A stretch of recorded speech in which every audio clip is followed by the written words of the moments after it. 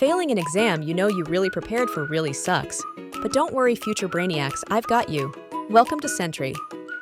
In this video, I'll reveal some tips on how to get good grades to the extent that you cannot stop getting A's. Disclaimer: academic success takes dedication and time. It's easy to pass, but it's way easier to fail. Remember this phrase: learn smart, not harder. Let's dive right into the tips.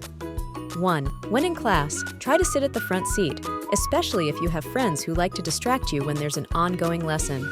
With this, you'll be able to have an undisrupted concentration. 2. If allowed, send a voice recorder to class or lectures and record the full lecture. This method really helps students who have a hard time recalling what they were taught in class. With this, you can listen to it as many times as you want. It'll be like having that particular class over and over again. For better understanding, you can listen to the recording with a headphone, your AirPods, or a speaker when you're in your room, just like you listen to a song. 3. This method is called imaginary teaching.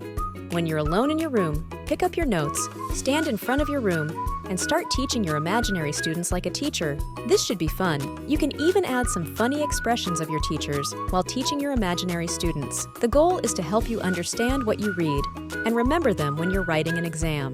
4. Form study groups with the brilliant students in your class. If you find it difficult to ask questions in class, you can ask your study group members, since they understand exactly what the teacher is teaching. Do not be shy. Ask them to teach you. 5. Make sure to always complete all given homeworks and project works, as they all help elevate your grades. Remember, even with the littlest marks you lose, it gradually pulls your grades into the pit. 6. On your free time, head to the library alone.